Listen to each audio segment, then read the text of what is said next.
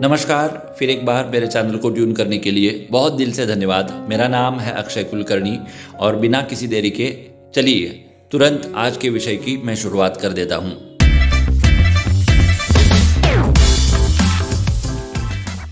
तो यहाँ पर बात यह है कि उदयनिधि ने बहुत ही कंट्रोवर्शियल बयान दे दिया। उसने एक प्रोग्राम में, जो प्रोग्राम पूरे सनातन के खिलाफ वहाँ पर ऑर्गेनाइज किया गया था, उस प्रोग्राम में उदयनिधि ने कह दिया कि हिंदुओं को हम रोक नहीं सकते, सनातन को हम रोक नहीं सकते, सनातन को पूरी तरह से खत्म कर देना चाहिए। कैसे खत्म कर देना चाहिए? जैसे किसी बीमारी को हम खत्म करते हैं, जैसे उन्होंने नाम भी लिया है मलेरिया, डेंगू, कोरोना, इन बीमारी को जैसे हम खत्म करते हैं जड़ से, वैसे सनातन को खत्म कर देना चाहिए। अब ये बयान आया, ये कितना निंदनीय बयान है। आप लोग मुझे बताइए कि इस बयान के ऊपर भी आप राजनीति करोगे क्या?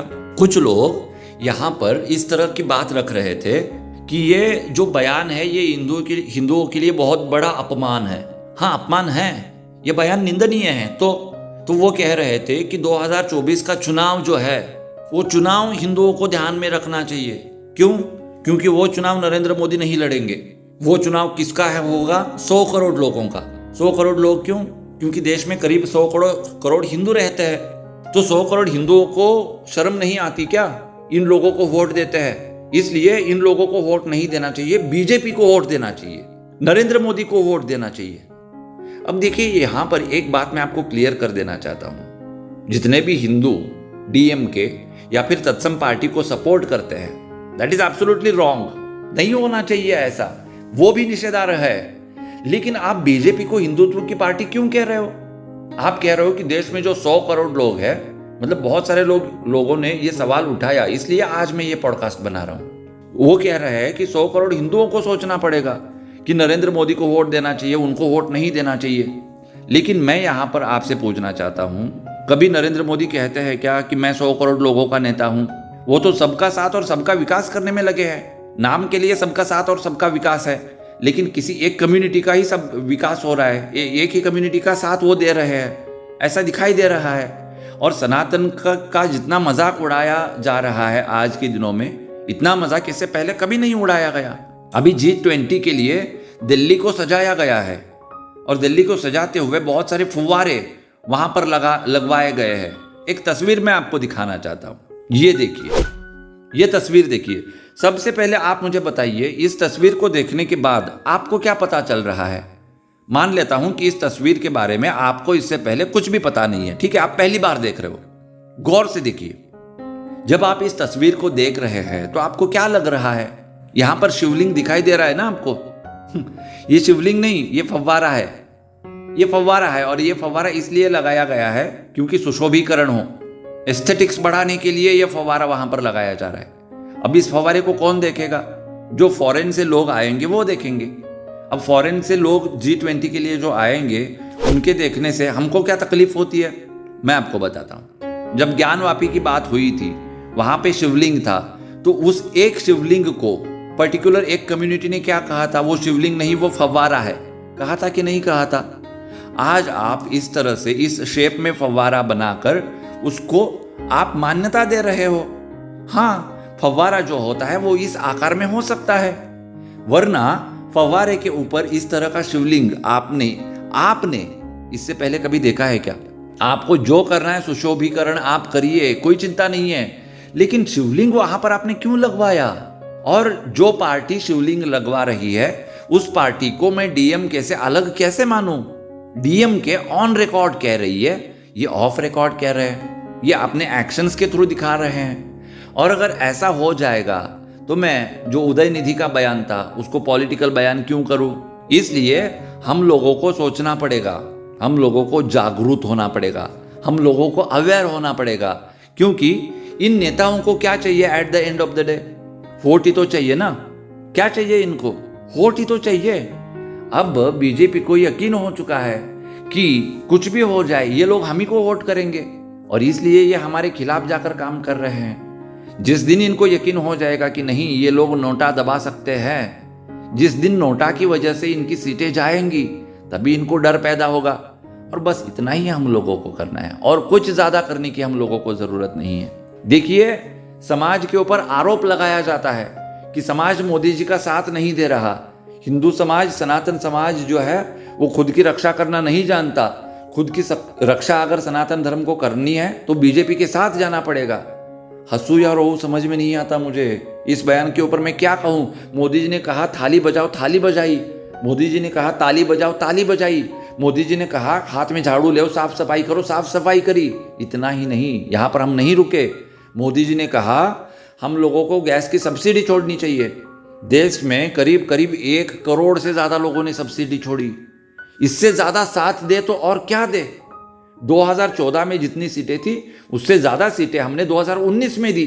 और क्या करें मैंने लास्ट वाले पॉडकास्ट में बताया कि कर्नाटका में भी बीजेपी का वोट शेयर बड़ा है।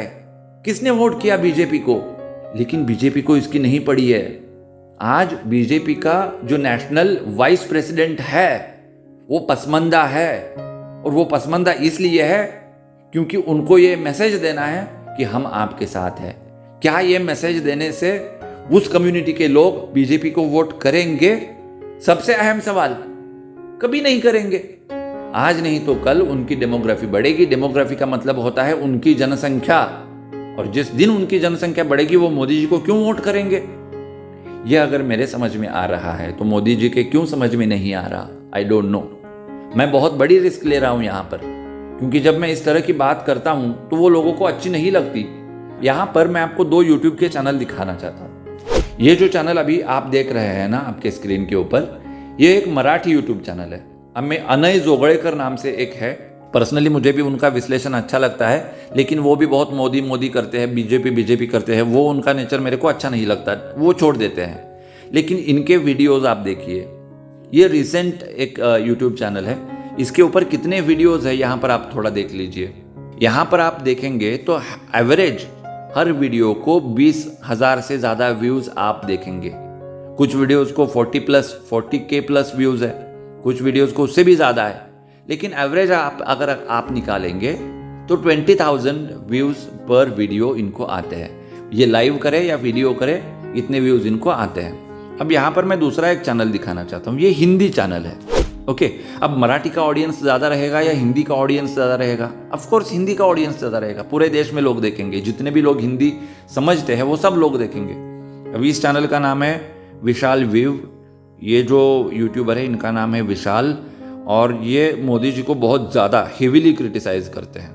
बीजेपी को, आरएसएस को भी बहुत ज़्यादा क्रिटिसाइज़ करते हैं। इनके व्यूज़ आप देखिए ना ज़रा, इनके वीडियोस की संख्या देखिए आप कितनी है। कंपैरेटिवली अगर देखा जाए तो इनका ऑडियंस बेस इतना बड़ा होते हुए भी एवरेज अगर मैं निकालूं तो पर वीडियो जस्ट 1,000 लोग ही देख रहे हैं। वहाँ जो मराठी चैनल दिखाया था वो रीजनल था, लेकिन फिर भी एवरेज कितना था? 20,000। यहाँ पर एवरेज कितना है? 1,000। इतना जो फर्क यहाँ पर दिखाई दे रहा है, ये फर्क हमको क्या बताता है?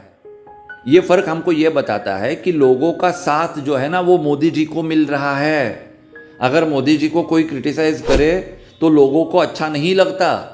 अगर अक्षय कुलकर्णी मोदी जी को क्रिटिसाइज करता है, आरएसएस को क्रिटिसाइज करता है, बीजेपी को क्रिटिसाइज करता है, तो वो लोगों को अच्छा नहीं लगता। अगर मैं भी इनकी चापलूसी करता तो शायद मेरा चैनल भी आज बहुत बड़ा ग्रो हो चुका होता। वेल, मोदी जी मेरे एनिमी हैं क्या? मैं क्यों क्रिटिसाइज कर रहा हूं उनको? क्योंकि सनातन की रक्षा के लिए। और सनातन की रक्षा क्यों करनी है? क्योंकि दुनिया में अमन आना चाहिए, शांति आनी चाहिए, प्रॉस्पेरिटी आनी चाहिए, और उसके लिए सनातन का होना जरूरी है। अगर मेरी बात मैं जो बता रहा हूं वो आपके समझ में आ रहा है, भले ही हो सकता है आप मेरे बात से सहमत ना हो, इट्स ओके, लेकिन मेरी जो तिलमिलाहट है, मेरा जो कंसर्न है, वो अगर आपके समझ में आ रहा है, बस आप मेरी बात सुनिए, उसको दबाने की कोशिश मत करिए। पहले आप मेरी बात को सुनिए, उसके बाद आपको जो करना है वो आप करिए। आप आज़ाद है, आप फ्री है, आप मुक्त है, मैं आपको रोक नहीं रहा, लेकिन एटलीस्ट दबाने की तो कोशिश मत करिए। अगर एक रीजनल यूट्यूब चैनल को एवरेज 20,000 व्यू मिल रहा है पर वीडियो, तो एक हिंदी भाषी यूट्यूब चैनल को 40,000 तो मिलना चाहिए ना। लेकिन ऐसा नहीं हो रहा, ये मैं आपको बता रहा हूँ, और इसलिए ये मेरे लिए भी रिस्की है कि आप मेरे को नकारेंगे, लेकिन परवाह नहीं है, धर्म के लिए काम करना है। और ये काम करते हुए एक चीज़ के ऊपर मैं यकीन करता हूँ कि सच हमेशा सच होता है, सच को परेशान किया जा सकता है लेकिन पराजित नहीं किया जा सकता। इस उम्मीद के ऊपर ही मैं काम कर रहा हूं और इसलिए eight the end of this podcast मैं आप लोगों को बताना चाहूँगा कि कंक्लूजन ये है, समाज, लोग मोदी जी के साथ चट्टान की तरह खड़ी है, लेकिन एक्ट मोदी जी को करना है जो वो नहीं कर रहे। फैक्ट ऑफ द मैटर, ठीक है। और अंत में मेरे को आप लोगों को सपोर्ट करना पड़ेगा। अगर आप लोग मेरे को सपोर्ट नहीं करेंगे तो मैं बात कैसे कर पाऊंगा, मेरी बात ज्यादा लोगों तक कैसे पहुंचेगी। और इसलिए आपको दिलो जान से मुझे सपोर्ट करना ही पड़ेगा। आजकल बहुत बड़े बड़े यूट्यूबर जो है, इससे पहले टॉप 10 यूट्यूबर्स का एक वीडियो मैंने बनाया था, ऑलमोस्ट सब लोग चंदा लेते हैं, डोनेशंस लेते हैं। मैं डोनेशंस नहीं मांग रहा, मैं आपको यह नहीं कह रहा कि आप लोग मेरे को पैसा दो।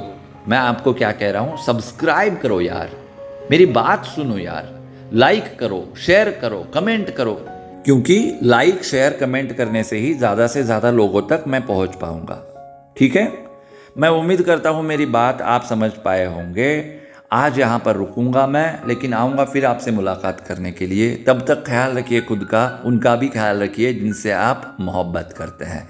Love you all, Vande Mataram, जय हिंद एंड नमस्कार।